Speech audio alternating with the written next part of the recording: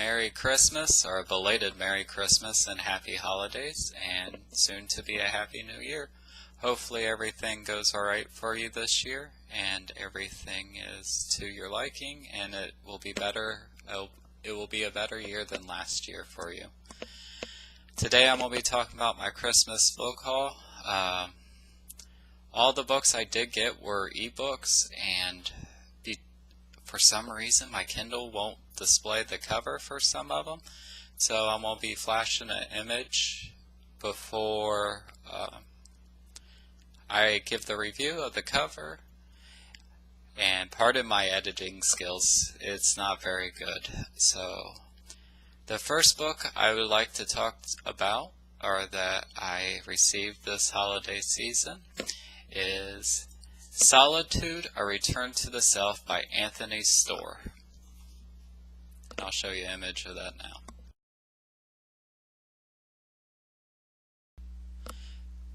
This book was originally published in 1988, and it's a precursor to the self-help genre from what I understand, or what I've read in the reviews or on the back of it. And basically it talks about the benefits of being alone, to process one's thoughts, to learn how to be creative in silence or by yourself, to be away from the world for a little while.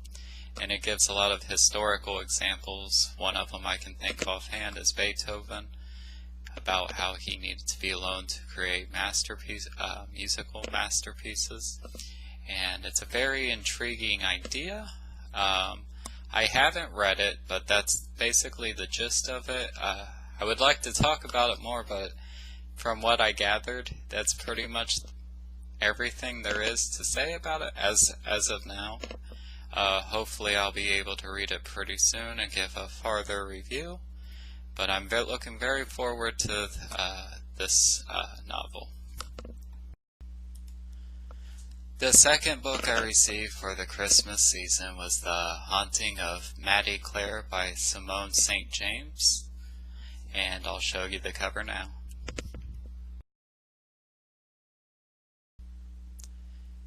This book has been on my TBR for a while. I haven't had a chance to buy it, but since someone did provide the funds for me to get it this Christmas season, I'm very grateful. And I'm looking forward to reading this novel. I'm not very good at summarizing. I've never read this novel before, but I will read you the little blurb about it, and I'll explain why it appeals to me. Sarah Piper's lonely, threadbare existence changes when her temporary agency sends her to assist a ghost hunter. Alistair Gills-Rich, handsome, scared by World War I, obsessed with ghosts, has been summoned to investigate the spirits of 19-year-old maid Maddie Clare, who is haunting the barn where she committed suicide. Since Maddie hated men in life, it is Sarah's task to comfort her in death. Soon Sarah is caught up in a desperate struggle. For Maddie's ghost is real, she's angry, and she has powers that defy all reasons. Can Sarah and Alistair, I hope I'm pronouncing that correctly, assist the rough, unsettling Matthew Ryder's discovery who Maddie was, where she came from, and what is driving her desire for vengeance born before she destroys them all. This one, it's a little later than the Victorian age, but it's still like very early America. Probably I'm going to take a shot in the dark and say it takes place in the 1920s. And I love reading literature before the 1930s, or the setting of it, and I do enjoy a ghost story. I like how usually with ghost stories there's always something that needs to be done, something to be solved, and basically what can other people do to make it right, or what the spirit themselves needs to, which they could correct, and what the obsession over it is. I'm looking very forward to reading this novel. Honestly, out of all the books I've gotten for this Christmas holiday, this will probably be one of the first ones I read. The third book is Sworn to Silence by Sworn to Silence, a Kitty Burkholder novel. It's a mystery novel, and it's by Linda Castillo. It takes place in Ohio, which is the state I'm originally from and lived there for all my youth. I moved out of Ohio when I was 21, so I still have fond memories of my home state and the U.S. And this one talks about basically, I'm not going to read you the little blurb because it's a little long, but basically this girl named Kate, the main protagonist in the series, used to be Amish, but then she got out when she became of age, and some things happened. Then she became a police officer, and then she became chief of police. But during her youth, when she was Amish, there was a set of murders, a serial killer, and apparently things are starting back up again after she became chief of police in the town she grew up in. And she has to deal with the Amish shunning because since she left the religion, and basically has to figure out how to work to solve the crime. She has to think about what happened in her past when she was a little girl, and just basically figure out things as such. I don't know where the series is going, if the second book or not still takes place with this killer, or if it's something new with each book. I have no idea, but I'm anxious to find out. I did read a little bit of this book back in whenever it came out, like when it first came out. I was in the military at the time, and I had to move, so I lost the book. And I came across it, and it's something I wanted for Christmas, and I did receive it, so I'm very glad. And I will show you the image of it now.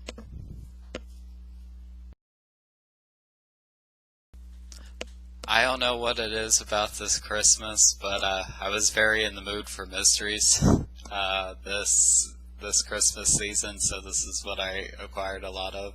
This is another series as well. It's called Track of the Cat, Anna Pigeon Mysteries Book 1 by Nevada Barr.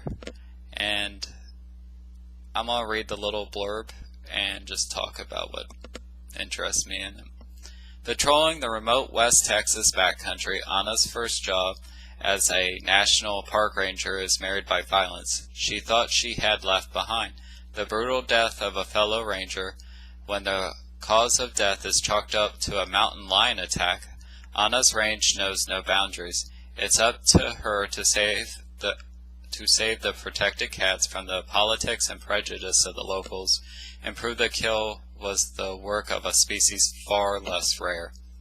What I'm assuming is human. That's not part of the blurb. I don't know. Actually, I live in Texas now. I know I talked about how I used to live in Ohio, but right now I'm living in Texas. And the setting, Texas, the setting wasn't so much for the reason I wanted to get this book. Usually I like mysteries where there's a female main protagonist. I always find those reads more interesting than when the protagonist is male.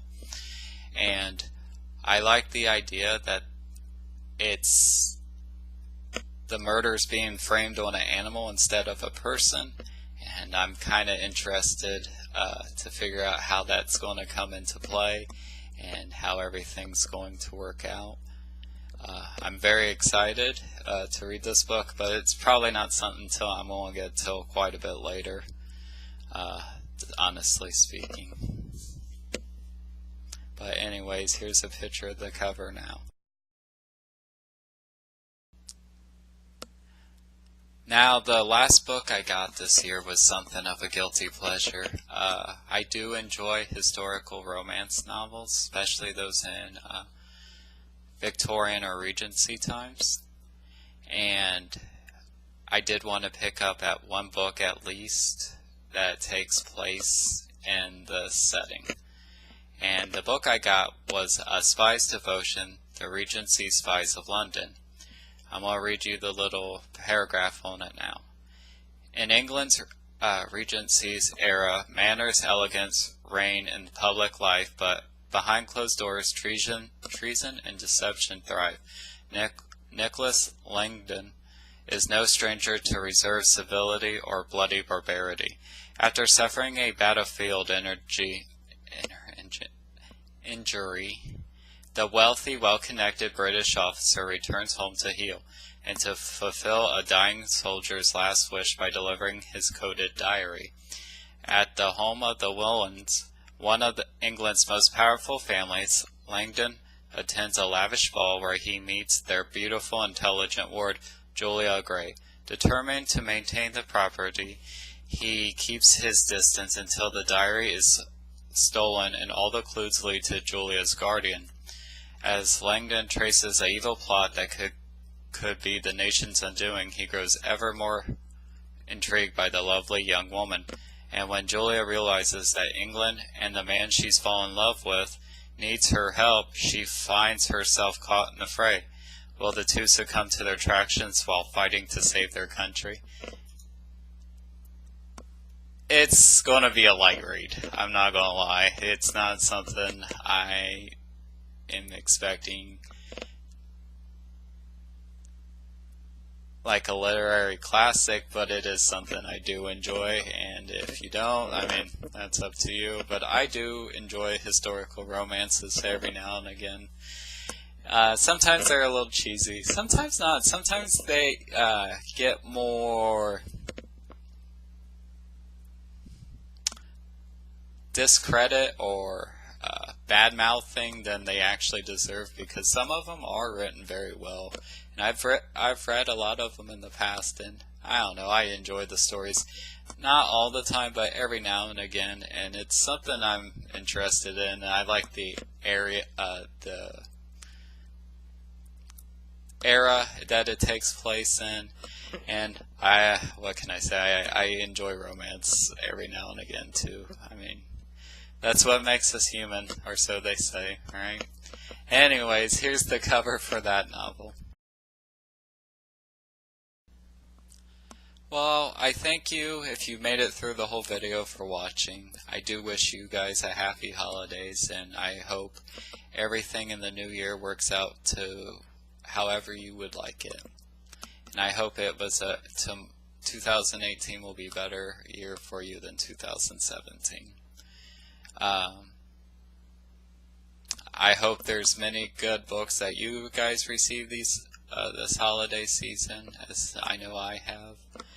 I look forward to watching more BookTube this year, and I'm hopefully get more involved with the community and checking out what books you guys are reading. I do thank you, and I wanted to put this up on Christmas, but I have one of those jobs where you have to work holidays, and yeah, I did a 12-hour shift on Christmas, then the day after, so I haven't had much time to try to do a video. I do apologize for the editing skills. Hopefully everything comes out alright, and if not, I'm sorry. I hope you guys find it still enjoyable, or maybe you found a book that sounds interesting to you that you may want to pick up next time. Or if not, I hope you just enjoyed the video. I thank you guys, and happy holidays, and pretty soon will be the new year, so see you guys. Bye.